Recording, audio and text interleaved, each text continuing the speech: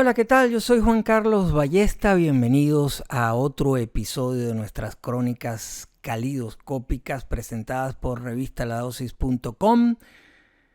Vamos con otro capítulo dedicado a los Rolling Stones. En este caso, vamos a viajar 60 años hacia atrás en el momento en que estamos realizando esta crónica. Nos vamos al año 1964.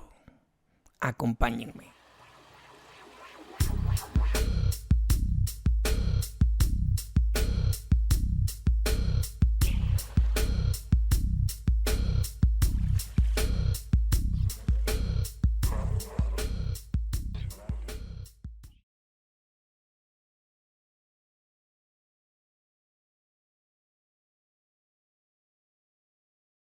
En el momento en que los Rolling Stones publicaban su álbum debut, su homónimo álbum debut en Gran Bretaña en abril de 1964, ya se había producido el gran fenómeno Beatle, que arrastró consigo a muchas otras agrupaciones que nacían en diferentes ciudades de Gran Bretaña.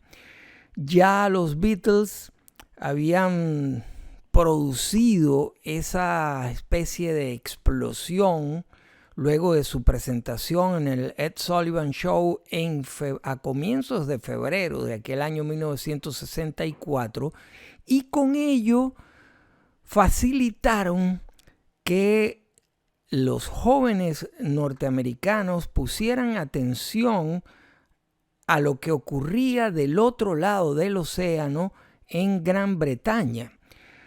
Se había producido ese fenómeno bautizado como la Beatlemanía, y con ello toda la primera, lo que se conoció como la primera invasión británica, daba sus primeros pasos o sus primeros grandes pasos en el año 1964 en Norteamérica. Pero ya en el año previo, en 1963, los Rolling Stones habían publicado sus primeros singles.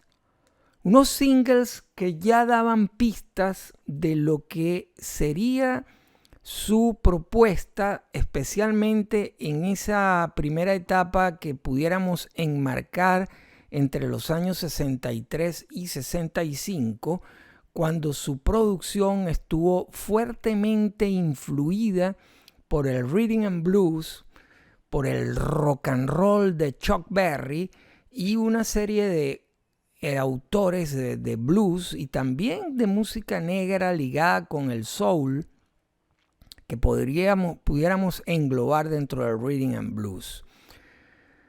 Mick Jagger y Keith Richards, quienes pronto, poco tiempo después, se convertirían en una pareja de compositores fenomenal hasta el sol de hoy, todavía en los primeros tiempos no tenían la suficiente confianza como para hacer un disco en el cual dominaran sus composiciones, que eran pocas, por supuesto. Y por el otro lado, Brian Jones, el personaje fundamental en la historia, en la primera parte de la historia de los Stones, quien había incluso elegido el nombre de la agrupación, del grupo, inspirado en una canción de Muddy Waters. En ese momento Brian Jones tenía una gran injerencia en la elección del repertorio. En abril de 1964, finalmente los Stones pudieron conformar el material que daría vida a su primer disco. Ya los Beatles tenían dos y estaban por lanzar su tercero. El manager de los Stones, un joven avesado y bastante movido, supo identificar el nicho que tenían los Stones y dibujó, perfiló una imagen totalmente diferente a la que tenían los Beatles, que era por supuesto el grupo referencial del momento. Así que entre las composiciones elegidas, entre las canciones elegidas para formar parte del disco y la imagen que Andrew Lloyd Oldham manejó para los 5 músicos que conformaban aquella formación clásica de los Stones, se concibió, dio como resultado un disco que cambió las estructuras de la música pop británica en general y también norteamericana. La música que se eligió, que era una combinación de versiones de compositores como Willie Dixon, por un lado, que era un gran bluesista que también tocaba con Chuck Berry, material de Chuck Berry y algunas canciones compuestas por Jagger y Richard, solo una de ellas con sus apellidos y otras con un seudónimo conocido como Nanker Felch, que usaron hasta el año 1965 para esconder un poco su identidad. Este disco tiene una potencia y una personalidad de entrada que sirvió como un trampolín para los Rolling Stones apenas conformada la banda un par de años antes. Funcionaban otras agrupaciones británicas en simultáneo que bebían más o menos de las mismas fuentes, como los Yardbirds, los Animals, y otras como The Kings, The Zombies, que fueron conformando una especie de avalancha musical de grandes proporciones que cambiaría la historia de la música popular para siempre. El público, y mejor dicho, la industria discográfica norteamericana parecía no estar preparada para recibir esta invasión, como fue bautizada. Y el mejor ejemplo es que el sello Capitol, que representaba, distribuía la música de los Beatles, no quiso publicar los 2 primeros discos en el año 1963. Y eso influyó, fue un dique de contención que se rompió de una manera salvaje en el año 1964. Y a partir de ahí, también los Stones comenzaron a tocar en Estados Unidos de manera habitual a partir de aquel año.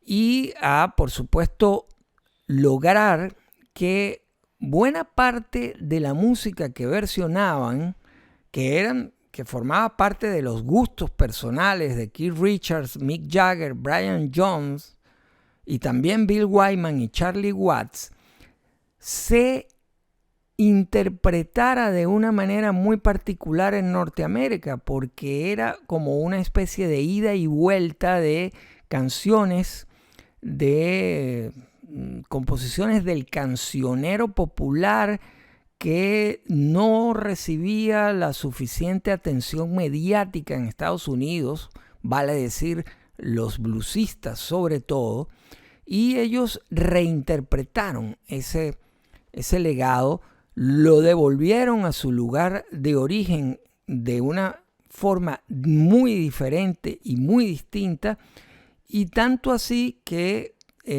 los autores originales agradecieron que eso ocurriera, que unos casi imberbes músicos pudieran reinterpretar y lograr lo que ya desde el principio estaban logrando los Stones.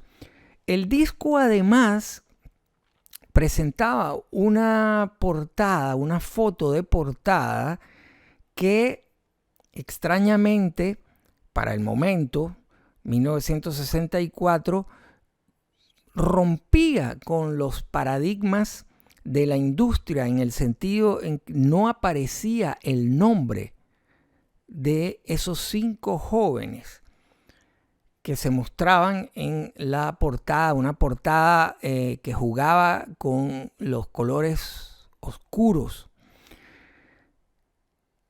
por lo cual mucha gente no tenía claro qué estaba detrás de esa foto. Obviamente fue una jugada arriesgada en la cual tuvo mucho que ver Andrew Loog Oldham, pero a lo cual también se prestó la discográfica Decca. Decca había cometido el craso error de desechar a los Beatles, un error que quisieron resarcir firmando a los Rolling Stones. Y del otro lado del océano, London Records, la discográfica asociada que publicó la música de los Stones en Estados Unidos, rebautizó el disco, sí le puso título, un título que era como los nuevos hacedores de éxitos de Gran Bretaña, de Inglaterra. Ese disco cambió, como fue costumbre en esos primeros tiempos, algunos temas. Incluyó un tema que ha sido o que fue emblemático durante mucho tiempo, Not Fade Away, fue incluido en el disco. Y a ambos lados del océano el disco tuvo su repercusión importante, pero sobre todo en Gran Bretaña. Es el único disco de los Stones que no llegó al top 5 en Estados Unidos de la Billboard. Pero este trabajo es sin duda la piedra fundacional de una carrera que en aquel momento, por supuesto, nadie preveía en qué se iba a convertir 60 años después. Entre este disco, el primero de los Stones, y el que hasta ahora es el más reciente en estudio, Hackney Diamonds, median 60 años, 6 décadas, miles de conciertos, decenas, centenas de canciones, muchísimos discos memorables, historias y anécdotas de todo tipo, y sobre todo un sólido cancionero que ha hecho de los Rolling Stones la banda más longeva y más importante en la historia del rock. Mick Jagger y Keith Richards, con 80 años, todavía son capaces de emocionar. Nos vamos entonces al año 1964 para escuchar esta maravilla de álbum debut de Rolling Stones, que ha sido reeditado en el Record Store Day de 2024 en una edición numerada limitada, una edición de 13,000 ejemplares. Esta es la número 8624, con todo el arte original en un vinilo de color. Hasta una próxima crónica calidoscópica presentada por revistaladosis.com. Yo soy Juan Carlos Ballesta. Gracias por suscribirse, por compartir el contenido de este canal. Chao.